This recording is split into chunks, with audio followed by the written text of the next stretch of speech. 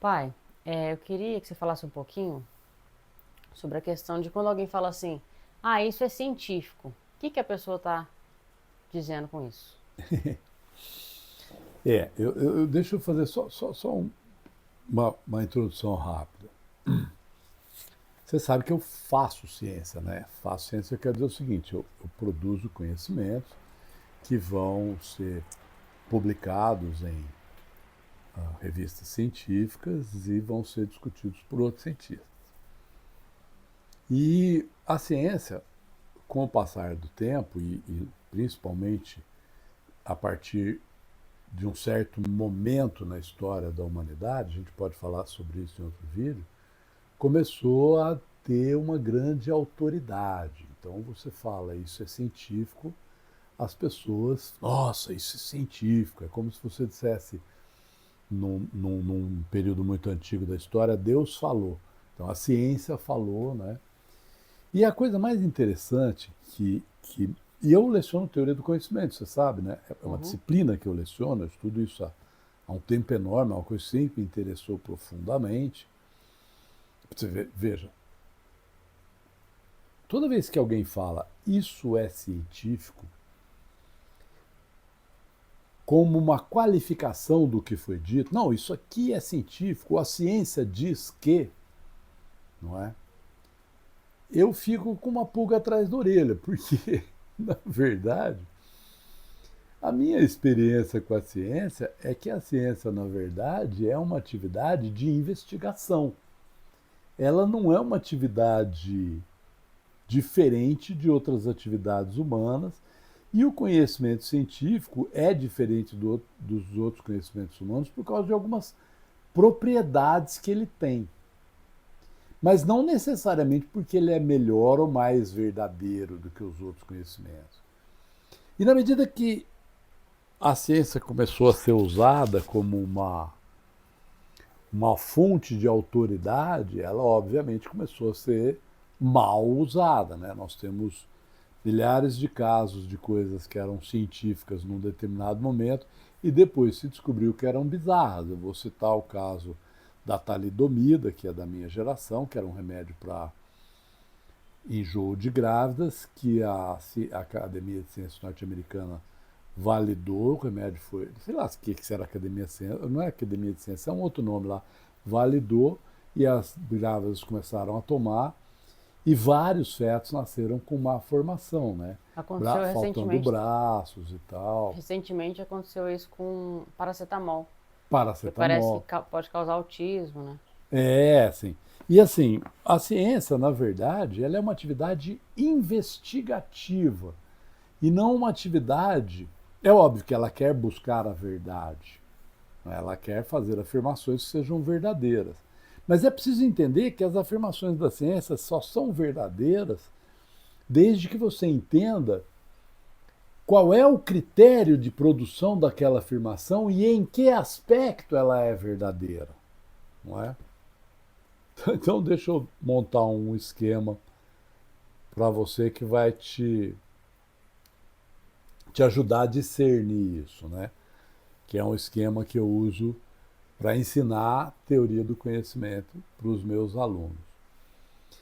Uma afirmação, ela pode atuar em pelo menos 4 níveis lógicos. Tá legal? O que que é um nível lógico? Isso. Quando você fala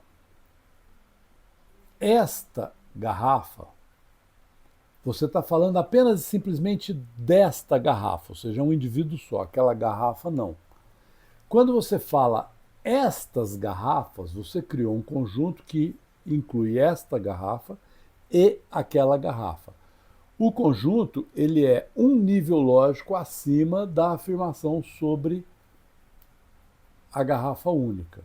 Na verdade, do ponto de vista puramente lógico, quando você diz esta garrafa, na verdade você está descrevendo um conjunto que só tem essa garrafa como membro. Quando você fala estas garrafas, você está descrevendo um conjunto que tem essa garrafa e aquela como membro. Quando você fala as garrafas, você está descrevendo um conjunto que tem todos os objetos que podem ser qualificados como garrafas como membro. Então, o que você tem, o nível lógico é um nível de abstração, ou seja, quanto mais abstrato, mais coisas cabem dentro daquele conjunto que você está descrevendo. Certo. Ok? Pode falar. E aí, então, no caso, um nível lógico, ele necessariamente está contido em outro, ou não? Sempre. Sabe aquelas bonequinhas chinesas que uma cabe dentro da outra? Russa, né? Russo, matrioshka. Matrioshka. Cabe aquilo ali. Uma garrafinha está dentro da outra. Desculpa, uma bonequinha está dentro da outra. Uhum. Então, é como se você sempre tivesse... Então, vamos pensar, por exemplo, o corpo humano. O corpo humano ele é formado por sistemas. Ele tem, por exemplo, o sistema circulatório, o sistema respiratório, o sistema digestivo, digamos. Uhum. Quando você fala o sistema, você está dizendo um conjunto de órgãos. Tá legal? Mas aquilo que se aplica ao sistema, por exemplo, ao sistema circulatório, que envolve coração, sangue, pulmões, artérias, etc., etc., você está fazendo um agrupamento de entidades que são heterogêneas. O coração não é igualzinho o pulmão, elas são diferentes uma da outra.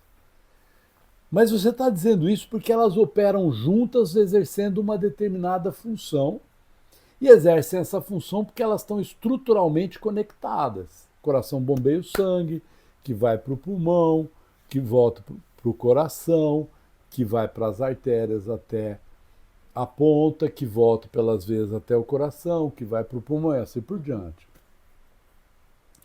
Então, quando você fala o sistema circulatório, você está falando num nível lógico. Mas quando você fala assim, o coração, você está falando de um elemento daquele sistema.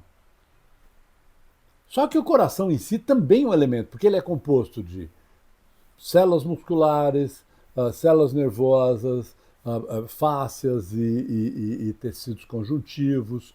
E ele também tem uma estrutura, ele tem ventrículos e átrios, e as células dele têm uma função, elas operam juntas. Então, o coração em si também é um sistema. Mas esse sistema está contido no sistema circulatório. E enquanto contido no sistema circulatório, ele é um subsistema do sistema circulatório. Então ele está num nível lógico ou seja, abaixo do nível lógico de sistema circulatório. Ok? E isso que eu estou falando é uma teoria desenvolvida e, assim, teoria fabulosa. Quem quer entender de conhecimento e de ciências do homem e do comportamento não pode ignorar esse estudo que foi feito pelo Bertrand Russell e Alfred North Whitehead, dois filósofos ingleses, e está contido um livro chamado Princípio e a Matemática, né, em que eles tentam resolver a questão do paradoxo. Por que do paradoxo? Agora eu vou falar o paradoxo para explicar o nível lógico. Se eu disser assim, esta afirmação que eu estou fazendo é falsa, você não consegue saber se essa afirmação é verdadeira ou falsa raciocinando. Porque se você interpretar essa afirmação como esta afirmação é falsa, você vai ter que tratar a afirmação como falsa. Mas se ela é falsa, ela tá dizendo o contrário da verdade. O contrário da verdade é esta afirmação é verdadeira. Aí, se ela é verdadeira, então ela está falando que ela é falsa. E aí você fica rodando atrás do rabo que nem aquele cachorrinho do desenho animado, tá certo? Esse paradoxo, que é conhecido historicamente como paradoxo do Epimênides de Creta, o Epimênides teria sido um cara de Creta que teria dito: todos os cretenses são mentirosos. Então, se essa frase é verdadeira, o Epimênides Creta mentiu, então ela é falsa. Se ela é falsa, o Epimênides Creta falou a verdade, então ela é verdadeira e assim por diante. E esse tipo de paradoxo, que é conhecido modernamente como paradoxo russeliano, por causa do Bertrand Russell, que era um grande matemático, o Alfred North Whitehead era um grande matemático também, e eles estavam tentando resolver isso do ponto de vista lógico. Como é que você garante que isso como é que se resolve um problema desse? E o que eles perceberam é justamente que o que causa o paradoxo é quando você faz duas afirmações de níveis lógicos contrastantes, diferentes. Por exemplo, quando eu falo esta afirmação é falsa, a palavra esta define que o nível lógico desta afirmação é ela mesma. Ok? Tá. Quando eu falo que ela é falsa, a palavra falsa define, se refere a esta afirmação. Ok? Certo. Então você tem o conjunto A contém B. Esta afirmação contém a verdade. E tem o conjunto B contém A. Esta falsidade contém esta afirmação. Se A contém B e B contém A e B tem que ser iguais. Mas A e B não são iguais. Porque a afirmação falsa se refere a palavra falsa é falsa, predica esta afirmação, e esta afirmação afirma a falsidade. Então, quando você tem um conjunto A que contém um conjunto B e um conjunto B que contém um conjunto A, esses conjuntos são iguais. E, do ponto de vista lógico, esses dois conjuntos não podem ser iguais. E foi o que o Bertrand Russell e o Alfred North Whitehead descobriram. E demonstraram nessa obra, Princípio Matemático. Então, voltando à questão da ciência, toda afirmação científica, ela é, por definição, uma afirmação que tem que ter um nível lógico, ou seja, ela vai abranger um determinado conjunto, mesmo que seja um conjunto que só tem um elemento, esta garrafa. Ok? Porque senão você quase começa a construir paradoxos dentro do conhecimento científico. Só terminar. E um paradoxo dentro do conhecimento científico torna a afirmação impossível de verificar como verdadeira ou falsa. Pode perguntar. Então, por exemplo, quando alguém diz, um cientista diz que uma certa afirmação científica é incontestável, isso é um paradoxo, porque a ciência, ela não é uma verdade absoluta. Ele pode dizer, ela é incontestável dentro de certas condições. Aí ele pode dizer, dadas estas condições, essa afirmação é incontestável. Não é, por exemplo, vamos falar uma afirmação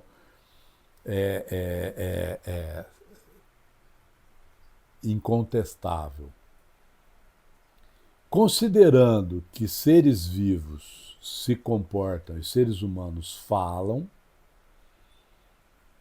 e pensam, eu posso ser descrito como um ser humano, porque eu falo e penso. E você sabe que eu penso porque eu estou falando. Então, essa afirmação é uma afirmação incontestável. Dentro desse, considerando que. Ok? Então, o que acontece quando você entra nessa questão? Agora eu vou falar um pouco sobre a atividade científica. A atividade científica é uma atividade na qual você investiga as coisas, produz afirmações e tenta sistematicamente mostrar que essas afirmações são falsas. Por quê? Porque você não consegue provar que elas são verdadeiras a não ser dentro de certos parâmetros. E ao tentar provar que elas são falsas, você consegue provar que elas são falsas. É o famoso caso do cisne negro. Popper, né? O Karl Popper demonstrou isso num livro. Ele demonstrou, que nem o Bertrand Russell e o Whitehead mostraram, o Russell e o Whitehead mostraram no Princípio Matemática, o Popper demonstrou na lógica da investigação científica que a ciência só pode provar que uma coisa é falsa, né? Mas é um assunto para um outro vídeo. A grande questão é que as afirmações verdadeiras, as afirmações da ciência, Em alguns aspectos, elas só são científicas, só são válidas, só são úteis, ou só têm valor, só são valiosas, não é válidas, valiosas, se elas forem verdadeiras. Tá legal? Por exemplo, a água ferve a 100 graus desde que esteja no nível do mar. Essa afirmação só vale como uma afirmação se ela for verdadeira.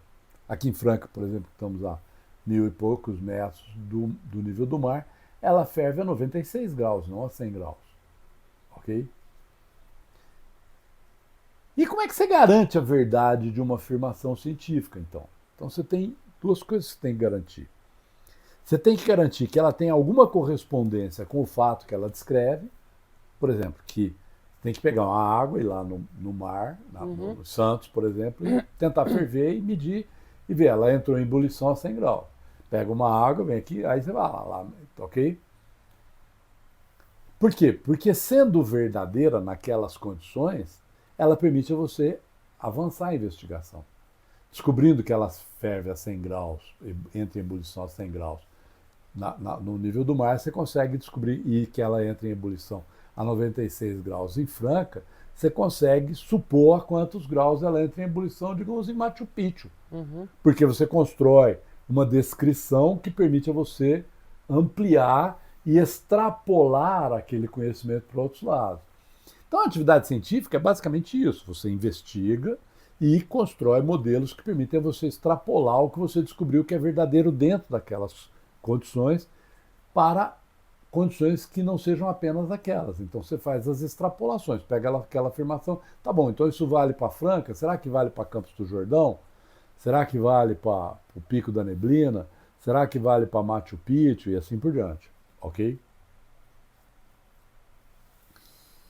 E o que acontece é que as afirmações que a ciência faz, quando você examina as afirmações dentro do processo de investigação científica, você percebe que a ciência faz 4 níveis de afirmações. Necessariamente, obrigatoriamente, ela tem que ter 4 níveis de afirmações. E esses 4 níveis, eles não funcionam igual um ao outro.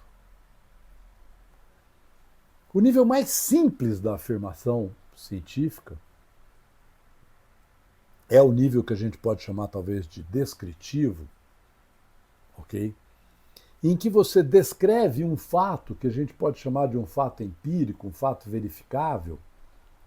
Na verdade, empírico não é a melhor qualificação, porque empírico tem a ver com os sentidos. Mas você dizer verificável, porque você pode verificar através de uma, por exemplo, de uma prova matemática, digamos. Tá. Ok? Em que você fala, a água ferve a 100 graus no nível do mar, por exemplo. Ou esse nível é um nível em que a afirmação é verdadeira ou falsa. Não tem nenhuma nuance nisso. A gente vai chamar esse nível de verificativo. É o nível em que você consegue verificar o que está sendo dito. Mas como é que você chegou a esse nível de investigação? Você fez uma pergunta. Essa sua pergunta, ela é uma pergunta que ela extrapola de algum conhecimento que você já tem. Você não perguntou a partir da existência de nenhum conhecimento. Você perguntou a partir da observação de coisas, de conhecimento que você juntou na sua cabeça e falou, será que a água ferve a 100 graus em todos os lugares? Será que em Franca ela ferve a 100 graus como ela ferve a 100 graus? Ela entra em ebulição a 100 graus em Santos? Ok? O que você fez nesse segundo nível? Você pode perceber que esse nível contém o primeiro nível, porque ele fala sobre várias afirmações do primeiro nível terem a mesma qualidade de verdade. Várias afirmações verificativas teriam a mesma qualidade de verdade. Várias afirmações descritivas teriam o mesmo valor. Ok? Esse nível a gente vai chamar de hipotético. Ele é uma hipótese. Como é que você faz uma hipótese? Você supõe que o que vale para essa água aqui em Santos vai valer para aquela água lá em Franca. Então, posso chamar o primeiro nível de, tipo, observação, verificação, o segundo de hipótese. Hipótese ou conjectura. Conjectura. Tá. Tá certo? Uhum. Você fez uma conjectura, você É o método imaginou, você usou a imaginação para fazer isso. Uhum. Será que isso aqui vale para lá? Basicamente, essa pergunta hipotética é: será que isso aqui vale para lá? Ok? A hipótese, ela não nasce do zero, ela não nasce pronta na sua cabeça. Ela nasce do fato de que você observa várias coisas e percebe que algumas delas podem ser agrupadas de um certo jeito, não é? Por exemplo, líquidos entram em ebulição. Nossa, será que isso vale para água de qualquer jeito ou só para uma água pura? Será que vale para uma água destilada? Será que vale para a água do mar, que é uma água cheia de substância em suspensão? Será que é a mesma coisa, por exemplo, para suco de laranja? Ok? O que você fez aqui para você derivar a hipótese e continuar investigando a água que ferve? Você constrói um modelinho sobre o mundo e fala: todos os líquidos entram em ebulição numa determinada temperatura. Que modelo é esse? Esse modelo não é uma hipótese. Ele é um modelo imaginário também que você constrói, a gente vai chamar de teoria. Ele é a junção de várias hipóteses que permite a você construir novas hipóteses. Se todos os líquidos entram em ebulição a uma determinada temperatura, então tudo que puder ser liquefeito virará ebulição em algum momento. Não é? Eu posso chamar de explicação? Um nível de explicação? Isso, exatamente. Esse modelo vai dar a você uma explicação que se aplica a uma quantidade enorme de fenômenos. Sei lá, por exemplo, talvez o magma embaixo da Terra esteja em ebulição, o que pode ser verificado quando o magma gera uma erupção vulcânica. Ele está lá dentro, o calor está derretendo aquilo, esse calor derretendo aquilo faz com que parte daquela substância que se liquefez pelo calor e pela pressão gere gases, e esses gases empurram aquilo para cima e aquilo explode. Então, o núcleo da Terra está em ebulição. Percebeu? Ok? Uhum. Nesse modelo, essa teoria, ela permite a você extrapolar. Por exemplo, o quarto estado da matéria, que é o estado de plasma, o César Lattes foi um brasileiro, não ganhou o Nobel, provavelmente por razões políticas. Por politicagem. Por politicagem, por causa dos... A história que eu conheço diz que a indicação dele ao Nobel foi sabotada pelos militares durante a ditadura, porque ele tinha uma posição política contrária aos militares. Isso foi a esquerda ou qualquer coisa assim, né? Mas os caras que ganharam o Nobel por demonstrar esse estado reconhecem o César Lattes como um dos caras que... Ele é um dos famosos que deviam ter ganho o Nobel. Então, nesse nível teórico, o que o César Lattes fez? Ele imaginou a ebulição da ebulição. E descobriu que há um certo nível de ebulição, acima da ebulição, em que a temperatura e a pressão ficam tão forte que o gás fica ionizado, ou seja, os átomos do gás perdem íons. Então você passa a ter átomos e também elétrons e partículas dentro do gás. O plasma é o gás ionizado. Falei errado, os átomos do gás perdem partículas, perdem elétrons. Uhum. E o gás fica, portanto, ionizado. Os átomos ficam carregados eletricamente. Hoje a gente tem, por exemplo, TV de plasma, que é uma TV que usa um gás ionizado. Legal? Quer dizer, ele pegou aquele modelinho e foi estendendo aquele modelinho e chegou, por exemplo, a uma forma de explicar, por exemplo, o que acontece dentro do Sol, que é uma bola de gás ionizado, ok? Muito bem. Mas quando você observa as teorias elas precisam ser construídas a partir de dois tipos de afirmação. Uma ontologia, quais são os entes, as entidades a serem observadas, e uma epistemologia, como essas entidades serão observadas. Você tem que ter uma descrição das entidades e dos métodos, ok? Esse nível que eu chamo de doutrinário, ele é um nível acima da teoria. Por que ele é um nível acima da teoria? Porque ele é um nível que precisa ser estipulado. Por exemplo, o César Lattes conseguiu extrapolar o comportamento dos fluidos e levou a, eu não sei se chama mecânica dos fluidos, eu não sei como chama a ciência dele, mas levou a física a explicar o quarto estado da matéria, né, sólido, líquido, gasoso, plasma. Tá legal? Que é um nível cada vez mais, de mais energia e de mais movimento das moléculas, certo? Ele conseguiu mostrar essa continuidade, ele e outras pessoas. Eu estou falando de César Lattes porque é um dos caras que eu admiro pra caramba. Eu até lembro de ver ele, porque ele era professor da Unicamp, às vezes a gente via ele, estava com 3 relógios, porque cada relógio estava marcando um experimento. Figurado. É uma história bem engraçada. E então ele conseguiu fazer isso porque ele extrapolou, mas ele estava observando entidades de um certo jeito. Ele estava observando o comportamento de átomos numa substância e a energia desses átomos e o movimento desses átomos usando ferramentas de observação.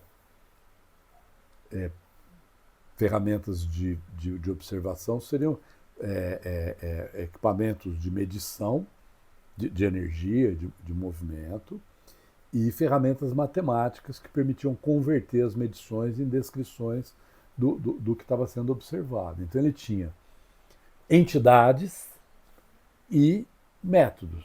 Essas entidades a gente chama de ontologia e esses métodos a gente chama de epistemologia. E esse nível é doutrinário. Por quê? Porque a ontologia e a epistemologia ela é estipulada. É o cientista que fala, vou observar isso desse jeito. Pode falar. Aquela ideia, então, que talvez seja só uma ideia meio marqueteira, de que existe uma possibilidade de você criar uma, na física, né? Criar uma teoria de tudo. Você vai unir o campo da investigação para os entes atômicos ou até subatômicos, com estender até, sei lá, o nível de investigação entre os planetas e buracos negros e isso aí, então, existe um conflito de nível lógico no quarto nível, no nível é um pouco mais complexo do que isso. Assim, ó, é um projeto fascinante e é compreensível que um monte de gente se dedique a eles. Por exemplo, o sólido, líquido e gasoso foi o nível de explicação que a física conseguiu dar para os estados da matéria até mais ou menos a metade, começo, mais da metade, até a década de 70 do século XX, tá legal? O estado plasma, ele é uma extrapolação daquela explicação para um nível mais abstrato, de mais altas energias, não é? Se você vai descer e vai olhar para dentro do átomo, você vai entrar, você vai continuar a usar isso até um certo nível. A ideia de uma teoria de tudo é a ideia de que você teria uma única teoria que explicasse todos esses fenômenos. É extremamente sedutora essa ideia, porque ela funcionou, pelo menos tem funcionado bastante bem na física. Nesse caso, os meus entes, eu vou definir eles como sendo tanto os subatômicos como os, sei lá, galácticos. Universais. Isso. Seria isso. Seria isso. A grande questão, e essa é uma questão específica, é que quando você pula de nível lógico, você muda a verificabilidade da afirmação e, portanto, por exemplo, no nível descritivo, uma afirmação é verdadeira ou falsa. No nível hipotético, uma afirmação já não é mais verdadeira ou falsa. Ela é plausível ou implausível, ou seja, ela combina com a teoria ou não. No nível teórico, uma afirmação não é mais verdadeira ou falsa. Ela é útil ou não. Pois é, o que me parece estranho é isso. Quando alguém fala de uma teoria de tudo, né, eles querem englobar essas duas, juntar esses entes, né, os subatômicos, sei lá, e os galácticos, parece que eles estão começando do nível lógico de cima, sendo que o que faz sentido, né, começar pelo primeiro, ou não. Não, não, a ciência anda nas duas direções. A doutrina da ciência muda o que ela permite verificar. E a verificação Você não altera precisa a começar, doutrina. você não precisa começar no de baixo, você pode começar em qualquer nível. Não, você pode começar em qualquer lugar. O que você precisa é saber onde que está a sua afirmação e qual é o critério de qualidade da afirmação naquele nível. Por exemplo, uma teoria não é verdadeira ou falsa, Mas ela a é útil ou afirmação é o inútil. primeiro nível, não é? Não, não, a afirmação é no nível descritivo, no nível hipotético, no nível teórico, no nível doutrinário. Uma afirmação no nível hipotético é uma afirmação. A água ferve a 100 graus, é uma hipótese. Aí eu vou em Santos, ela ferve a 100 graus. Eu vou em Franca, ferve a 96. Ah, tem uma variável aqui que eu não sei explicar. Isso me obriga a olhar minha teoria e falar, é a pressão atmosférica. Sim, isso sim. Entendeu? O que eu não consigo entender, talvez, na física, talvez seja possível uma teoria de tudo. Ela teria que juntar a mecânica quântica com a teoria da relatividade. Uhum. Ok? Não. É o que eles falam, é o que os físicos Tá. estão fazendo, estão tentando. Juntar a mecânica quântica com a teoria da relatividade. Elas são incompatíveis em termos matemáticos. Tá certo? Não é mecânica newtoniana? A mecânica newtoniana é um caso especial da teoria da relatividade. Tá certo? Então, na física, talvez seja possível uma teoria de tudo, mas é uma teoria de tudo da física.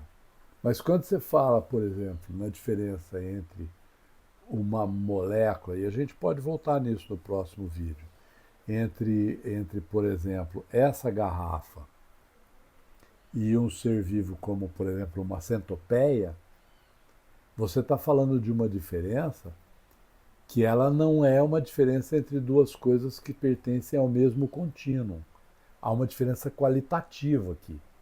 Vou dar um argumento sólido para a impossibilidade de uma teoria de tudo. Você me fez uma pergunta e eu estou tentando responder a sua pergunta. E estou falando exatamente o que eu penso, estou tentando ser honesto com você e dizer o que eu penso e o que eu sei e o que eu acho, ok?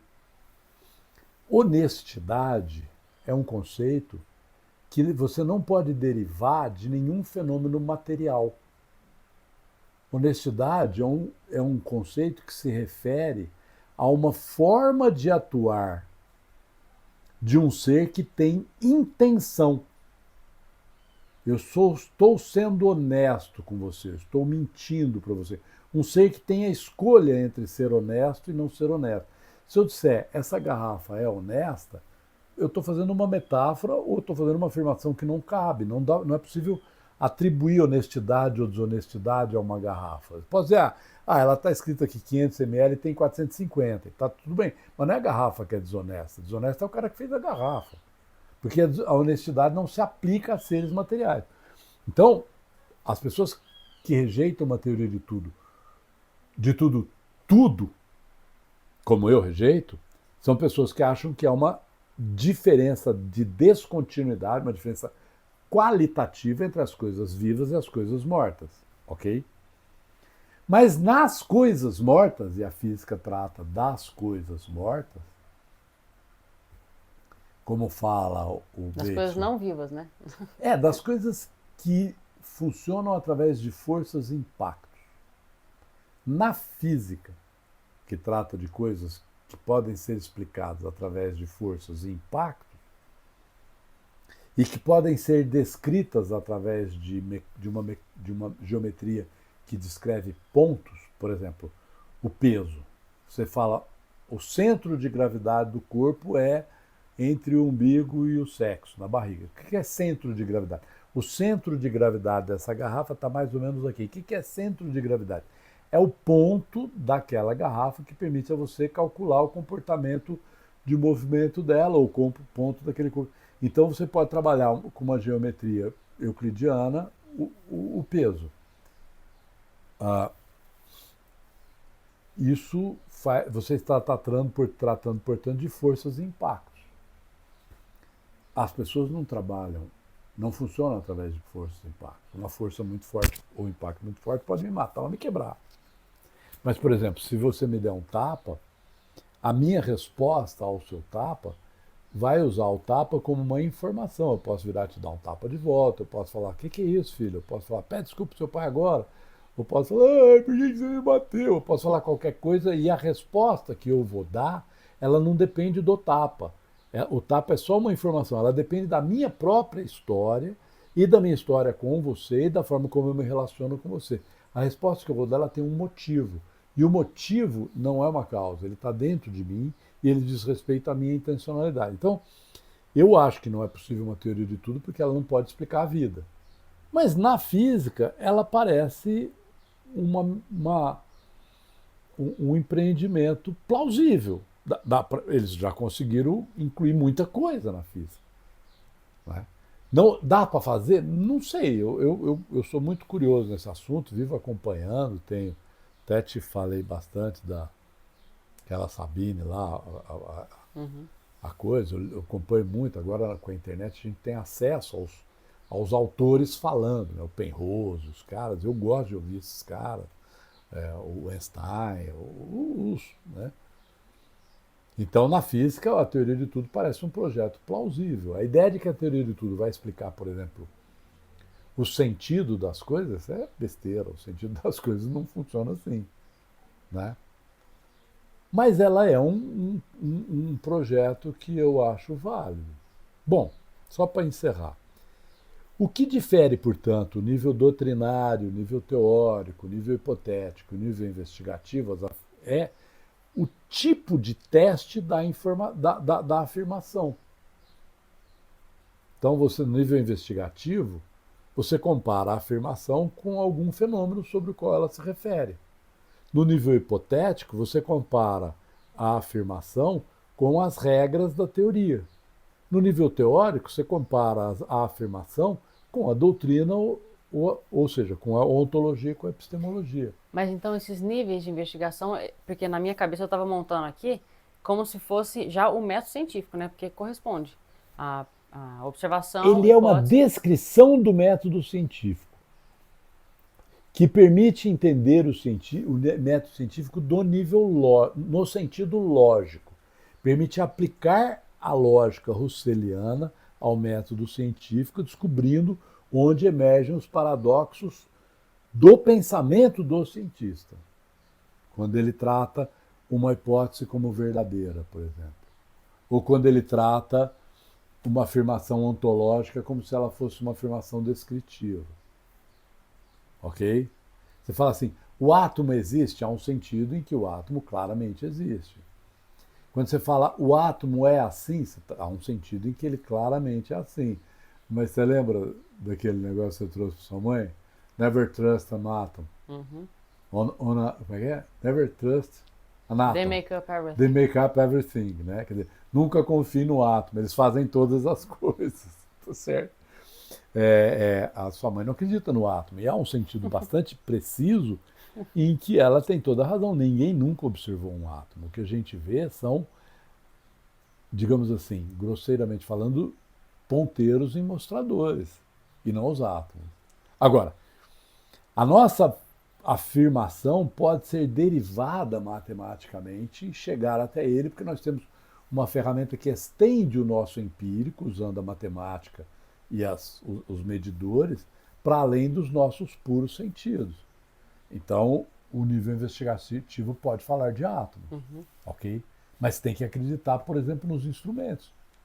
Se o instrumento estiver descalibrado, Você está fazendo uma afirmação errada. E como é que você calibra o seu instrumento? Você compara ele com outro instrumento. Você percebe que tem sempre um gesto de fé? Você calibrou esse termômetro com aquele termômetro. E aquele termômetro com aquele outro, e aquele outro, com aquele outro, aquele outro, com aquele outro. O termômetro está sempre calibrado com outro termômetro. Não importa qual seja a definição que você dê. Ah, porque o metro ele é definido por uma barra de platina, titânio, sei lá o quê, que está no Museu das Medidas em Paris. Não, agora nós definimos o método em termos do tempo, o metro em termos do tempo que um átomo, um elétron, um fóton leva para percorrer de X a X, ok? Tá, mas como é que a gente faz isso? Medindo.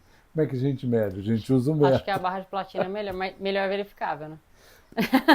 Percebe que você tem sempre que confiar na verificação. Certo? Bom, mas é um assunto interessante. Isso também acontece com a gente, né? Claro. Assim, nós somos instrumentos também. Eu tenho que comparar a minha visão com o que você viu, com o que o outro viu. Como é que é aquela piadinha quando a gente não tem certeza que a gente está vivendo aquilo? Me belisca para ver se eu estou sonhando. O que é me belisca? Eu vou comparar meu corpo, a sensação no meu corpo, com a imagem que eu estou vendo. Se eu sentir o belisco, eu não estou sonhando. Se eu não sentir, eu estou sonhando.